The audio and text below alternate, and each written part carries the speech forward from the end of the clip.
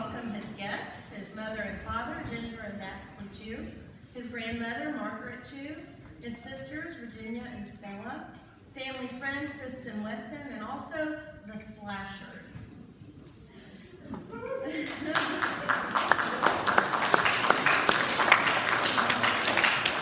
Henry has been with us since the 9th grade and has been part of many things here at Prep, including soccer, football, swimming, student section club, and HEC, where he is currently serving as the secretary.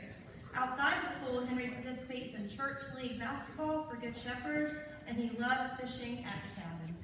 Today, Henry has an important speech for you. He will be talking about the opioid crisis. Welcome Henry to the stage.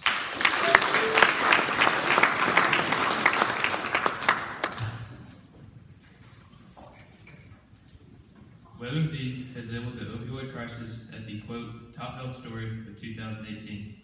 The opioid crisis has been in the headlines in major newspapers as more stories of tragedy strike the nation.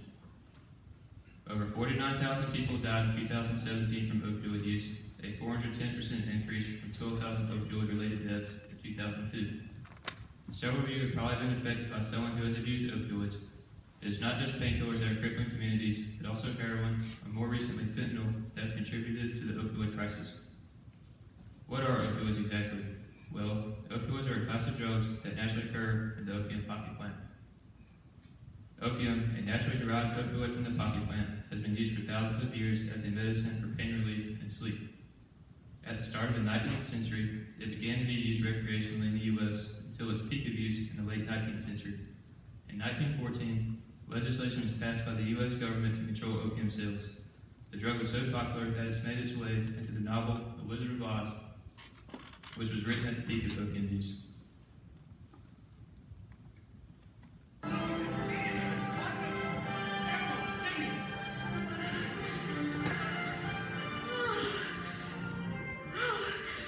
What's happening? What is it? I can't run anymore. I'm so sleepy. Here, give us your hands and we'll pull you along. Oh, no, please. I have to rest for just a minute. Toto, where's Toto? Oh, you can't rest now. We're nearly there.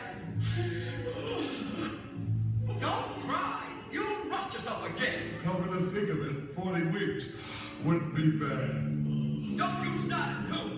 No, we ought to try and carry John. I don't think I could, but we could try. Man, yes.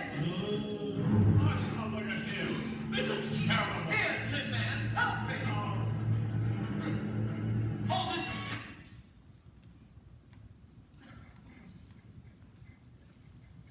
In this scene, Dorothy, Toto, and the cowardly lion are lulled to sleep by the, quote, deadly poppies.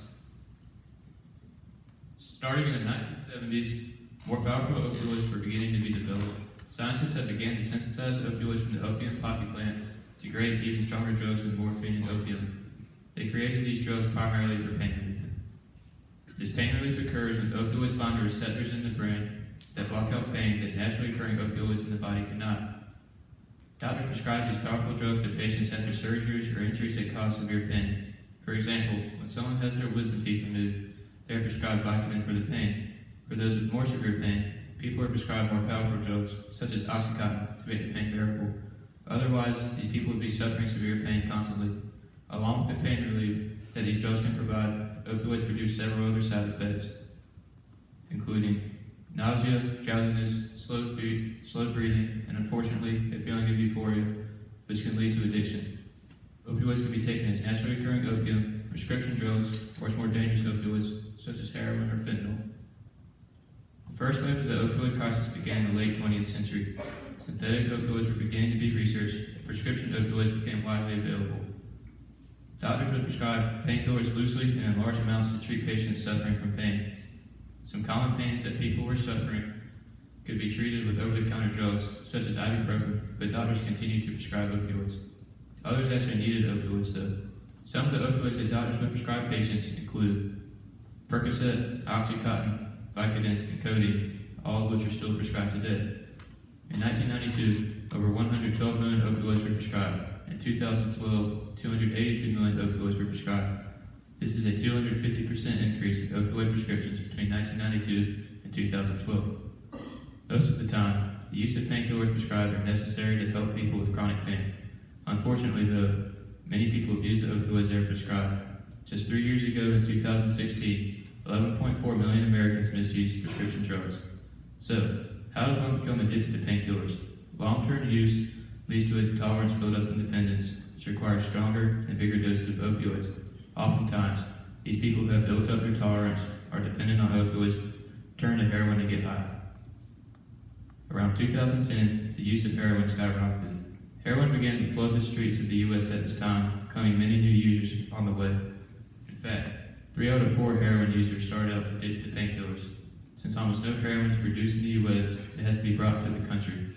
The biggest producer of heroin in the world is Afghanistan.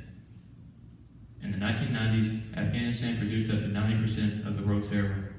Today, though, Afghanistan produces about 375 tons of heroin every year, yet almost none of this heroin reaches the U.S.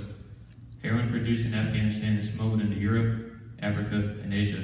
Other countries, most notably Mexico and Colombia, are responsible for supplying the U.S. with heroin. The production of heroin is much different than the controlled production of legal painkillers. Heroin is usually produced using the Southwest Asian method. This method involves multiple steps that take days to complete to produce the final product. Cartels or local populations use this method to produce their heroin for profit strictly, while painkillers are produced by drug companies to help people in pain. Because of this, heroin is an extremely dangerous drug. It is impossible to tell what is exactly inside of heroin since it is produced illegally and without regulations. Some batches of heroin are much more potent than others, while some are laced with other drugs. Although heroin is composed of opioids like painkillers, it contains many other substances too, such as charcoal. Heroin is also much more potent than painkillers. This gives heroin a stronger high and increases the likelihood of an overdose. Between 2016 and 2017, about 880,000 people used heroin in the U.S. Besides death and overdoses, further complications can arise from heroin use, such as HIV, hepatitis C, and other illnesses that are contracted through the use of dirty needles. Heroin can also impact one's appearance, mental capacity, and overall health negatively. Death is almost certain from heavy heroin use. In 1960, fentanyl was synthesized, and its only purpose was to be prescribed to patients who were terminally ill. The drug is so powerful that it's prescribed in micrograms instead of milligrams. Not long after the recreational production began, fentanyl is much cheaper to produce than many popular street drugs such as cocaine. 1 gram of fentanyl can be enough to sell to 7,000 people on the street. Only in the last several years has fentanyl wreaked havoc on communities. In 2013, fentanyl hit the public as the most powerful opioid. Overdose rates from fentanyl were almost 30,000 in 2017. Just several micrograms of fentanyl can be deadly. Sometimes, drugs are accidentally laced with enough fentanyl to cause an overdose. As a result, accidental opioid overdoses have skyrocketed in the last several years. Fentanyl has not just affected everyday people. Several famous people have fallen victims to fentanyl. Stars such as Lil Peep, Mac Miller, Tom Petty, and Prince died from accidental fentanyl overdoses in just the last several years. Massachusetts has been hit the hardest by the opioid epidemic. Even as unemployment falls and opioid prescriptions decrease, the death rate is nearly 2 times the national average in opioid-related deaths. Fentanyl is more prevalent in Massachusetts than every other state except Ohio.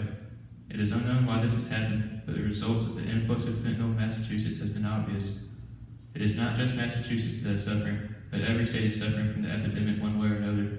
Even Georgia is not immune to the opioid crisis. In 2017, Richmond County was ranked 5th in opioid abuse in counties from Georgia. Over 40 people overdosed last year from opioid abuse in Richmond County. The opioid crisis has not just affected those who abuse opioids, but also the people who need opioids to deal with their chronic pain. Many people need opioids to function normally in their daily lives to be able to overcome their chronic pain. In the last several years, doctors have started to reduce prescriptions of opioids to try and combat the opioid crisis. In the process, many people's prescriptions have been lowered or almost cut in half. People unable to deal with their pain again are often faced with life-changing choices. They are again faced with the pain that had been faced with opioids, but now they cannot get the pain relief they need. Sadly, these people have difficult choices to make. These people can either start to use illegal drugs like counterfeit pills or heroin, or live with their chronic pain. There have been stories of people who have committed suicide as they are unable to deal with their pain. These people are also victims of the opioid crisis. In the last several years, people have started to realize the horrible impact that opioids have had. The government is beginning to try to fix the problem with bills to reform the opioid industry. Other means have been taken to try and slow the epidemic. These include educating the public about the dangers of taking opioids incorrectly and informing young people about drugs.